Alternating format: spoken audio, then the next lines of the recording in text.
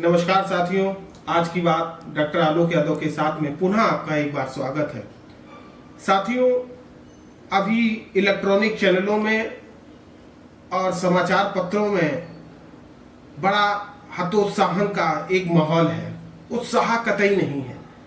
शायद एक कारण ये हो सकता है कि उन्हें उनकी मन मर्जी की खबरें, ऐसी जो धार्मिक उन्माद फैलाती हो, ऐसी जो नफरत से थोड़ी बहुत संबंधित हो, नहीं मिल पा रही हैं।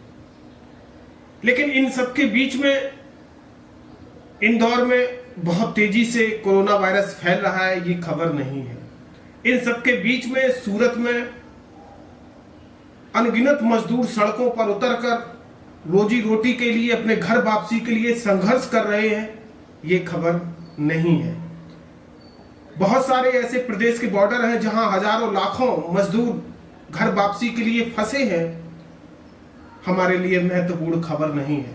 इन सबके बीच में एक खबर जरूर महत्वपूर्ण है कि जो बाहर विदेशी जो भारतीय फंसे हुए हैं, उनको लाने के लिए विदेश मंत्रालय ने प्लेनों की व्यवस्था कर ली है, टिकट की दर भी तय कर ली गई है। ये हमारे लिए एक बड़ी खबर है। इन सबके बीच में लोगों में नफरत फैलाने वाले, गलत विचार, गलत संदेश देने वाले लोगों की कमी नहीं है। मैं यहां पर किसी राजनीतिक दल पे आरोप नहीं लगाता हूं। ये सब कुछ आपके विवेक पे छोड़ देता हूं कि आप ऐसे लोगों की खोज करें जो गलत खबरें बताते हैं, गलत खबरें फैलाते हैं और अपना उल्लू सीधा करते हैं। अगर सही समय पे सही रोग का इलाज नहीं किया जाएगा, पहचान नहीं होगी, तो इतिहास आपको कभी माफ नहीं करेगा। ऐसी ही खबरों को आज मैं लेके आया हूं। एक खबर आजकल बहुत चल रही है, सफूरा जगलर की प्रेगनेंसी और अविवाहित होने का दावा करते हुए उन पर कीचड़ उछालने की एक कोशिश की गई है। और आप देख रहे होंगे कि बहुत भद्दे कमेंट्स लिखे जा रहे हैं। आल्ट न्यूज ने जो ये पता लगाता है कि खबरों की सच्चाई की पड़ताल कितनी सही कितनी गलत है, उसने इस न्यूज को बिल्कुल गलत साबित किया। सफूरा की शादी 2018 में ही हो गई थी और देखिए कि लोगों ने कमेंट्स किस प्रकार के किए हैं। एक है आजाद नाम से है, शाहीन बाग में दंगा भड़काने को लेकर चर्चा में आई अविवाहित जामिया की लाकी छात्रा सफूरा जरगर, जो इस समय तिहाड़ जेल में बंद है। जेल में कोरोना टेस्ट किया गया तो ये 2 महीने की प्रेग्नेंट निकली। भाई ये चल क्या रहा है? बचाओ में अब ये मत कहना कि ये ऊपर वाले की देन है।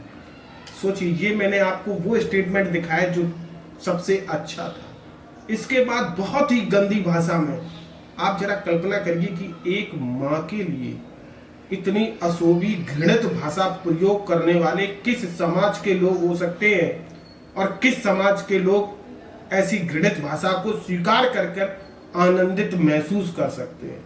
आप सोशल साइट पे देखेंगे, आरोप लगाने वाले हजारों हजार लोग मिल जाएंगे, लेकिन सच्चाई तक पहुंचने ने किसी ने भी जहमत नहीं उठाई। ये समाज के लिए, ये राष्ट्र के लिए, ये हमारे न्याय तंत्र के लिए एक बड़ा प्रश्न चिन्ह खड़ा हो जाता है। ऐसी ही एक सूरत में लॉकडाउन का उल्लंघन हुआ। वीडियो को दरियागंज दिल्ली का बताकर केजरीवाल पर आरोप लगाया। आल्ट न्यूज ने वो खबर की सच्चाई की पड़ताल की। वो सूरत का वीडियो था जिसे दिल्ली का वीडियो बताकर दिल्ली की सरकार से इस्तीफा मांगने का काम किया जा रहा था। ये नफरत आखिरकार कहां तक ले जाएगी? टीवी के एक बड़े पत्रकार हैं अमीश देवगन ने एक गलत खबर चलाई। मुंबई में पुलिस के साथ झड़प को नमाज के बाद मस्जिद के बाहर की घटना बताई। जिस घटना को बताकर उन्होंने सनसनी फैलाई देश में, वो घटना दरअसल 2 माह पुरानी घटना थी और आप लोग उस घटना को लेकर समाज में कई तरह के भ्रांतियों को आपने जन्म दिया। ऐसी ही एक टीवी 9 ने खबर दिखाई, किंग जॉन के पिता का ताबूत और उनकी पिक्चर लगाकर ये बता दिया कि किंग जॉन का देहावसान हो गया है। टीवी 9 ने ये खबर चलाई और ये खबर आल्ट न्यूज ने गलत साबित की। आपने उन्हें जाने क्या क्या उनके बारे में पोस्ट भी की। मेरा सिर्फ आपसे ये कहना है, मेरे पास बहुत सारी एक ऐसी फेरिस्त, ऐसी लिस्ट है जिसमें प्रमुख समाचार पत्रों ने या सोशल साइट पर गलत सूचनाएं दी जा रही हैं। लोग उन गलत सूचनाओं को सही मानकर अपने मस्तिष्क में एक स्थान बना लेते हैं और समाज में उनका व्यापक प्रचार प्रसार करते हैं, जो कि गलत है। ये नफरत आपको कहां तक ले जाएगी? आप देखेंगे कि अब तो सोशल मीडिया पर छोटी छोटी बच्चियां भी आने लगी हैं जो नफरत की भाषा प्रयोग करने लगी, अर्थात समाज में नफरत एक पीढ़ी से दूसरी पीढ़ी में ट्रांसफर हो रही है।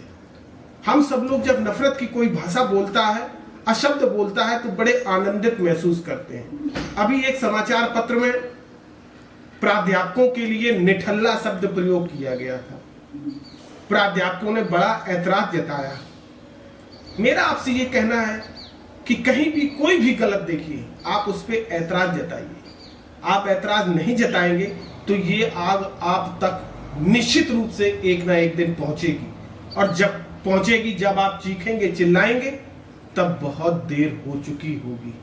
आपको जागृत होना होगा अपने समाज को बचाने के लिए, अपनी संस्कृति को बचाने के लिए और इन भ्रामक खबरों से बचने के लिए। आपके पास स्वयं ऐसे बहुत सारे उदाहरण होंगे जहां आपने पकड़ा होगा कि बहुत सारे लोग गलत खबरें फैला रहे हैं, समाचार पत्रों में गलत खबरें आ रही, एक तरफा खबरें आ रही हैं। ऐसे लोगों का आप त्याग करिए। इनमें राजनीतिक दल, निष्ठा, धर्म, जाति, इनको न देखिए, क्योंकि ये वो वैश्विक लोग हैं जिनका व्यापार सिर्फ काम है, जो पैसे के लिए किसी का भी और कभी हनन कर सकते हैं। ऐसे में एक ना एक दिन आप भी इनका शिकार होंगे। और मैं हमेशा कहता रहा हूं कि चाहे कोई सदी हो, आप उठा के देख लीजिए, हमेशा जोर जुल्म जो कुछ भी हुआ मध्य और निम्न वर्ग के साथ हुआ है, आप उसमें निश्चित रूप से सम्मिलित होंगे। आप ऐसे लोगों को धिक्कारिए, ऐसे लोगों को हटाइए, तभी एक नए समाज का सृजन हो सकता है। इसी के साथ मैं आपसे विदा लेता हूं। जय हिंद।